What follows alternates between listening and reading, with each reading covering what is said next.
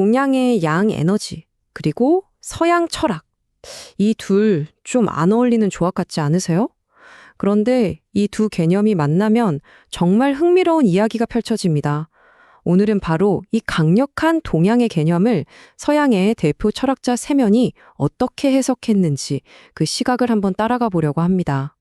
우리가 뭔가 새로운 걸 만들고 더 높은 곳을 향해 나아가고 성장하고 싶어 하잖아요.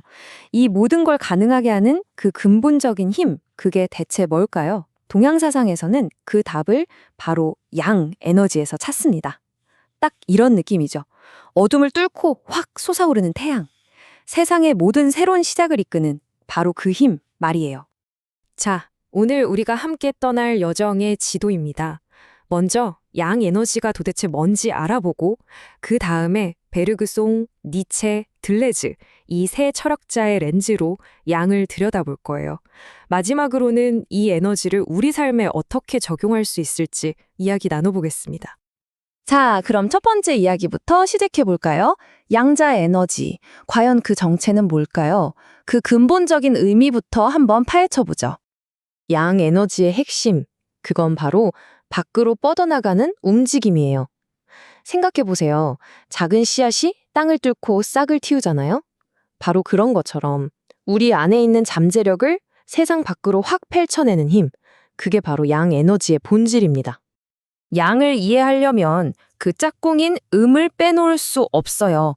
동전의 양면 같은 거죠. 확장과 수축, 빛과 어둠, 이렇게 서로 반대되면서도 함께 있어야 완전해지는 세상을 이루는 아주 근본적인 두 힘이라고 생각하시면 됩니다. 좋아요. 그럼 이제 본격적으로 서양 철학자들의 시각을 따라가 볼까요? 첫 번째 주자는 바로 앙리 베르그송입니다. 이분은 양에너지를 생명의 약동 그 자체라고 봤습니다. 굉장히 역동적인 해석이죠? 베르그송한테 양은 그냥 에너지가 아니었어요. 그가 말한 엘랑비탈, 우리말로 생의 약동이라고 하는 거 있잖아요. 생명이 가진 그 근원적인 창조력이 뭐랄까 화산처럼 뻥 하고 폭발하면서 새로운 걸 만들어내는 바로 그 찬란한 순간. 그걸 양이라고 본 겁니다. 자, 이 표를 보시면 훨씬 이해가 쉬울 거예요. 베르고송의 핵심 개념인 생의 약동은 양의 관점에서 보면 바로 성장과 창조의 엔진인 셈이고요. 창조적 분출이라는 건 내 안의 잠재력이 밖으로 터져나오는 양의 작용인 거죠. 그러니까 결국 양이란 생명이 나 여기 있어 하고 세상을 향해 쏘아 올린 첫 번째 신호탄, 첫 불꽃이라고 할 수 있겠네요. 그럼 베르그송이 볼 때 양이 넘치는 사람은 어떤 사람일까요? 한마디로 가만히 있지를 못하는 사람이죠. 늘 새로운 일을 벌이고 사람들을 이끄는 타고난 리더. 끊임없이 바깥 세상으로 나아가서 뭔가 자신의 성과를 만들어내려는 그런 개척자 정신을 가진 사람이라고 볼 수 있습니다. 자, 이제 분위기를 확 바꿔보겠습니다. 두 번째 철학자는 바로 니체입니다. 니체가 본 양은요, 베르그송과는 차원이 달라요. 훨씬 더 거칠고 투쟁적인 힘입니다.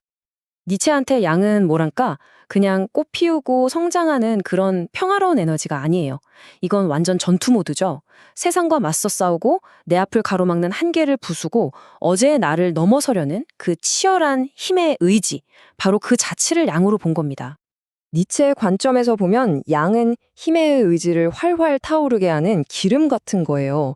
여기 표를 보시면 이 양의 에너지는 외부의 도전을 극복하려는 힘이죠. 그래서 우리는 도전을 피하는 게 아니라 오히려 그것을 아모르파티, 즉 운명으로 사랑하고 받아들이면서 더 강한 존재로 다시 태어나는 겁니다. 그럼 이런 에너지가 가득한 사람은 어떤 사람일까요? 절대 현실에 안주하지 않는 사람이죠. 마치 불굴의 투사처럼 도전을 피하지 않고 정면으로 부딪힙니다. 신기한 건 이런 사람들은 어려운 상황에서 오히려 더 빛이 난다는 거예요.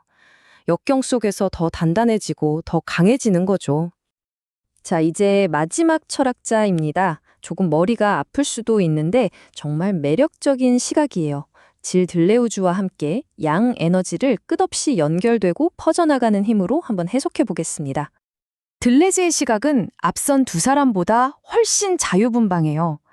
그에게 양은 정해진 틀이나 구조를 다 깨부수는 힘입니다.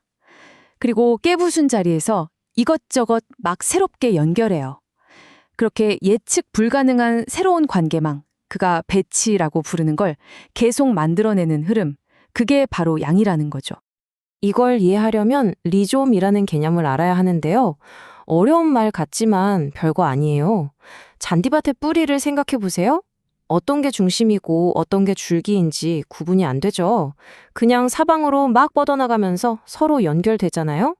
중심도 없고 위계 질서도 없는 이런 네트워크, 이게 바로 리좀입니다. 네, 바로 이거예요. 기억하셔야 할 핵심 이미지는 나무가 아니라 네트워크라는 겁니다. 양의 에너지는 하나의 줄기를 따라 위로만 자라는 나무가 아니라 어디로 튈지 모르게 사방으로 뻗어나가는 거대한 네트워크인 거죠. 그러니까 들레즈에게 양이란 바로 이 리좀 같은 연결을 만들어내는 원동력인 거예요. 기존의 경계를 허물고 끝없이 다른 것들과 접속하면서 완전히 새로운 현실을 만들어내면 창조적인 에너지. 정해진 길을 가는 게 아니라 길 자체를 새로 만들어내는 거죠. 자, 그럼 이런 들레즈적인 양의 에너지를 가진 사람은 어떤 사람일까요? 딱 떠오르는 이미지가 있죠? 바로 혁신가입니다. 정해진 규칙이나 형식에 얽매이지 않아요. 끊임없이 새로운 사람들을 만나고 새로운 관계를 만들면서 자기만의 길을 개척하는 사람이죠. 기존의 판을 깨고 전혀 다른 것들을 연결해서 세상에 없던 새로운 걸 만들어내는 사람. 바로 그런 모습입니다. 자, 그럼 지금까지 살펴본 베르그송, 니체, 들레즈 이 세 철학자의 시각을 한 번에 모아보면 어떨까요? 이걸 합쳐보면 양 에너지에 훨씬 더 풍부하고 입체적인 그림이 그려집니다. 이 세 가지 해석은 서로 싸우는 게 아니에요. 오히려 하나의 흐름으로 볼 수 있습니다. 보세요. 양은 먼저 베르그송이 말한 창조의 불고추로 생명을 얻고 그 다음엔 니체가 말한 힘의 에너지로 온갖 도전을 이겨내며 타오릅니다. 그리고 마지막에는 들레즈가 말한 리좀적 성장처럼 경계 없이 뻗어나가며 세상을 연결하는 거죠. 정말 멋진 그림 아닌가요? 결국 이 모든 이야기는 하나의 결론으로 향합니다. 우리의 삶은 이미 정해진 운명이 아니라는 거죠. 마치 매일 아침 어김없이 떠오르는 저 태양처럼 우리 앞에는 언제나 새로운 가능성이 활짝 열려 있다는 겁니다. 자, 이 이야기를 듣고 계신 여러분은 오늘 여러분의 그 양 에너지를 어디에 어떻게 사용하시겠습니까?